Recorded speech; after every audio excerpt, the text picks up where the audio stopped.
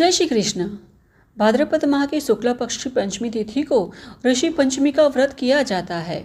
इस दिन श्रद्धा पूर्वक सप्त ऋषियों की पूजा की जाती है और कहा जाता है कि इस पूजा से मासिक धर्म के दरमियान जाने अनजाने में किए गए पापों से मुक्ति मिलती है। इस दिन व्रत उपवास कर ऋषि पंचमी की पूजा एवं कथा का श्रवण करने से सभी प्रकार के पापों से मुक्ति मिलती है और मृत्यु के पश्चात मोक्ष की प्राप्ति होती है। तो चलिए आज हम ऋषि पंचमी व्रत कथा का श्रवण करते हैं।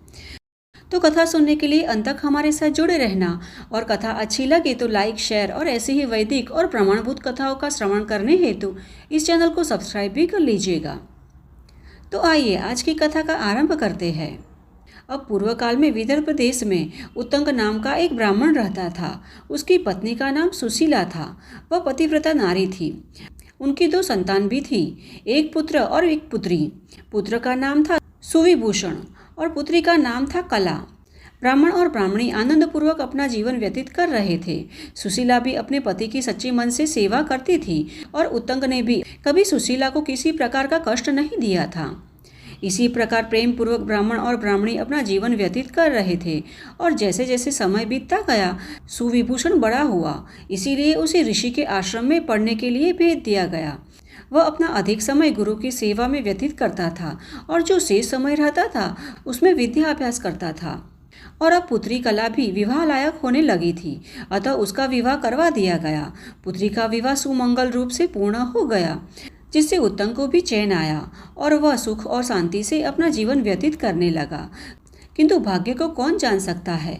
दुर्भाग्य से पुत्री कला के पति की अचानक ही मृत्यु हो गई। पुत्री विधवा हुई। अब पुत्री के ससुराल वालों का कोई सहारा नहीं था, इसीलिए वह दुखी होकर अपने पिता के घर आ गई। अब सुशीला और उत्तंग अपनी पुत्री का दुख देखकर अत्यंत व्याकुल थे, किंतु प्रभु की इच्छा के आगे वे विवश हो गए। कुछ समय पश्चात सुविभूषण भी वेद, उपनिषद और सभी धार्मिक शास्त्रों में पारंगत हो गए और अपने गुरु की आज्ञा लेकर घर लौट आए। अब एक दिन उत्तंग ने कहा, पुत्र, अब तुम बड़े हो गए हो, तुम्हें ही घर संभालना है। हमारी इच्छा है कि हम अपने अंतिम दिन गंगा तट पर भगवान का स्मरण करते हुए बिताए और बहन भी हमारे साथ ही आ रही है। सुविभूषण भी अपने पिता की इच्छा देखकर सहमत हो गए और घर का भार उठाने के लिए तैयार हो गए। अब उत्तंग, सुशीला और विधवा पुत्री वहां से गंगा जी की ओर चल पड़े। उन्होंने गंगा के सुंदर तट पर एक आश्रम बनाया और वहीं पर भगवान की भक्ति करते हुए समय व्यतीत करने लगे। विधवा पुत्री अपने माता पिता की सेवा करने लगी और ईश्वर भक्ति में अपना जीवन व्यतीत करने लगी। अब दूर दूर से अनेक शिष्य उत्तंग से शिक्षा लेने आने लगे। अब इसी प्रकार समय बीतता गया और गर्मी का मौसम आया। पुत्री पूरे दिन गर्मी में काम करके थक गई थी, इसीलिए संध्या समय की ठंडक में आराम करने के लिए वह एक पेड़ के नीचे पत्थर पर लेट गई और गहरी नींद में सो गई। और वह गहरी नींद में सो रही थी, तभी अचानक उसके शरीर में अनगिनत कीड़े पड़ गए और थोड़ी देर के पश्चात एक शिष्य की नज़र उस पर पड़ी। अब अपने गुरु की पुत्री को अर्धनग्न अनगिनत कीड़ों से लथपथ देखकर वह भयभीत हो गया और दौड़कर आश्रम पहुंचकर गुरु माता सुशीला से बोला कि माँ, बहन के शरीर पर अनगिनत कीड़े रेंग रहे हैं, देखिए तो। अब शिष्य की बात सुनकर सुशीला घबराकर भागी और उस पेड़ के नीचे जाकर देखा तो उसकी पुत्री के शरीर पर अनगिनत कीड़े मकोड़े और मक्खियाँ पड़ गई थी। यह देखकर उसे अपने शरीर का भी होश नहीं रहा। वह बेहोश होकर जमीन पर गिर पड़ी और जब थोड़ी देर बाद उसे होश आया तो वह अपनी लाडली पुत्री को उठाकर आश्रम की कुटीर में ले गई और वहां पुत्री को सुलाकर सुशीला अपने पति के पास गई और बोली, नाथ, देखिए, हमारी पुत्री के शरीर में अचानक असंख्य कीड़े निकल आए हैं।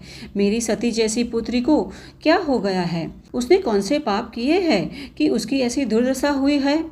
इस प्रकार विलाप करते हुए सुशीला फूट फूट कर रोने लगी। अब यह सुनकर उत्तंग ने अपनी पत्नी सुशीला को सांत्वना दी और अपनी पुत्री के पास गए और कुछ देर बाद शांत मन से समाधिस्थ हो गए। समाधि में उन्हें अपनी पुत्री के पूर्व जन्म के कर्म दिखाई दिए। उसने अपनी पत्नी से कहा कि हमारी पुत्री अपने 7वें जन्म में ब्राह्मणी थी।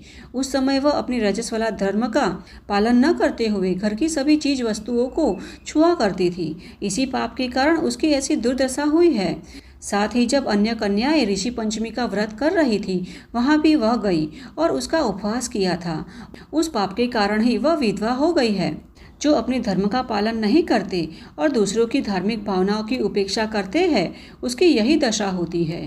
सुशीला ने पूछा कि हे नाथ, जिस प्रकार अनादर करने से हमारी पुत्री की यह दुर्दशा हुई है, उसके शरीर में कीड़े पड़ गए हैं, वह व्रत कैसे किया जाता है?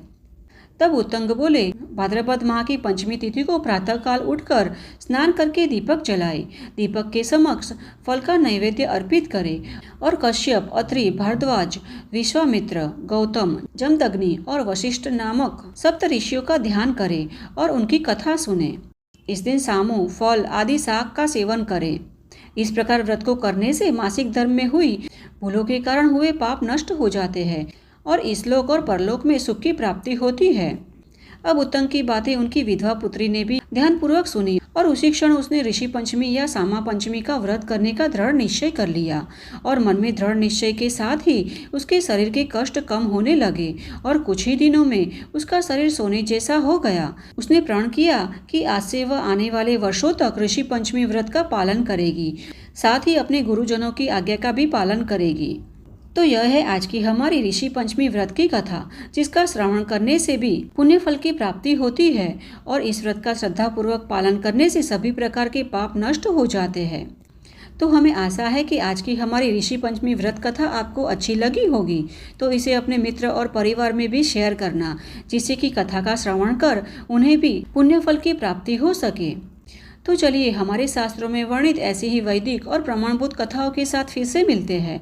तब तक के लिए जय श्री कृष्णा।